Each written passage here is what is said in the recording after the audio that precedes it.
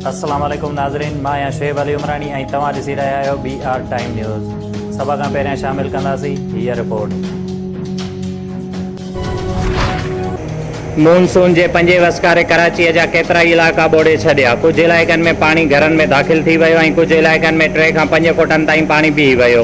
Road रस्ता तलाव बणिजी विया, केतिरियूं ई गाॾियूं पाणीअ में फासी पियूं। सभ खां वधीक बरसाति सरजानी टाउन वारे इलाइक़े में रिकॉर्ड कई वई।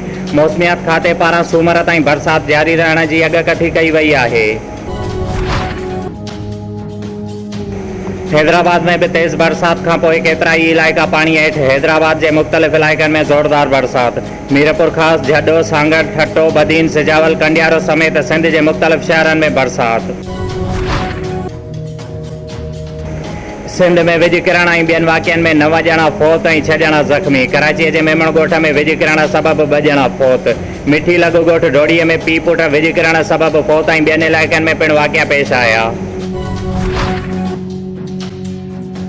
पीपुल्स पार्टीअ जे चेयरमैन बिलावल भुट्टो ज़रदारीअ चयो आहे त कराचीअ खे वफ़ाक़ जे हवाले करण जा ख़्वाब ॾिसंदड़ होश में अचनि। कराचीअ बाबति फ़ैसिलो कराचीअ जो आवाम ई कंदो।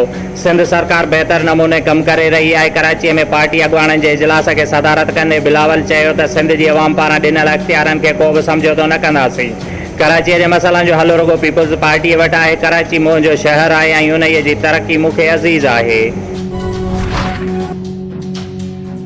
वफ़ाक़ी सरकार नवाज़ शरीफ़ खे वतन वापसि घुराइण जो फ़ैसिलो करे वरितो। वफ़ाक़ी वज़ीर शिबली फराज़ चयो आहे त नवाज़ शरीफ़ खे वतन वापसि घुराइण लाइ बरतानिया सां राब्तो कयो वेंदो। इस्लामाबाद में प्रेस कॉन्फ्रेंस कंदे हुन चयो त अपोज़िशन वारा एनआरओ घुरनि पिया पर संदन ब्लैकमेलिंग में न ईंदासीं। वफ़ाक़ी वज़ीर शेख रशीद चयो आहे त इमरान ख़ान मुश्किल में फासी पियो त वॾो फ़ैसिलो कंदो पर एनआरओ न ॾींदो।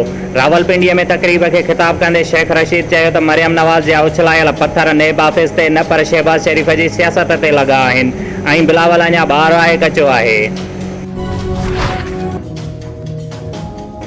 पीपुल्स पार्टीअ जे अॻुवान कादिर पटेल चयो आहे त बिलावल भुट्टो ज़रदारीअ जे ख़ौफ़ खां सिलेक्टेड वज़ीर आज़म असेंबलीअ में नथो अचे। नेब जी उहा हालत आहे जो शेख रशीद जे पुठियां लिकी रहियो आहे। शेख रशीद जे बयान ते रद्द अमल ज़ाहिर कंदे हुन चयो त जादू ठठोलियुनि या तावीज़नि सां मुल्क न हलंदो आहे। बिरिया रोड शहर जे गोश्त मार्केट लॻ सिलेंडर जे दुकान में ओचितो बाहि लॻी वई, जंहिं सबबि भर वारे दुकान खे बि बाहि पंहिंजी वकोड़ में वठी छॾियो। बाहि सबबि हिकु नौजवान ज़ख़्मी ऐं लखे रुपयनि जो नुक़सानु पिणु थियो। जंहिं ते उतां जे शहरियुनि जो चवणु हुयो त जॾहिं बि शहर में को बि बाहि लॻण जो हादसो पेश ईंदो आहे त हमेशह फायर ब्रिगेड देर सां पहुचंदी आहे, जंहिं जे नतीजे में घणो नुक़सानु थी वेंदो आहे। कमिश्नर शहीद बेनज़ीराबाद सैयद मोहसन अली शाह जे ज़ेर सदारत मुहर्रमुल हराम जे दौरान सिक्योरिटी ऐं ॿियनि इंतज़ामनि जो जाइज़ो।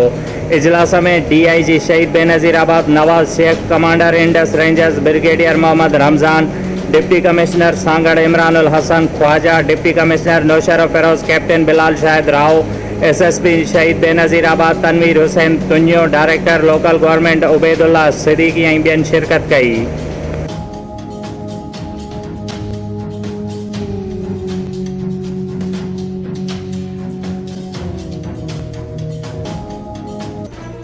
शुएब अली उमरानी खे ॾींदा इजाज़त। वधीक ख़बरुनि ऐं अपडेट्स लाइ ॾिसंदा रहो BR टाइम न्यूज़।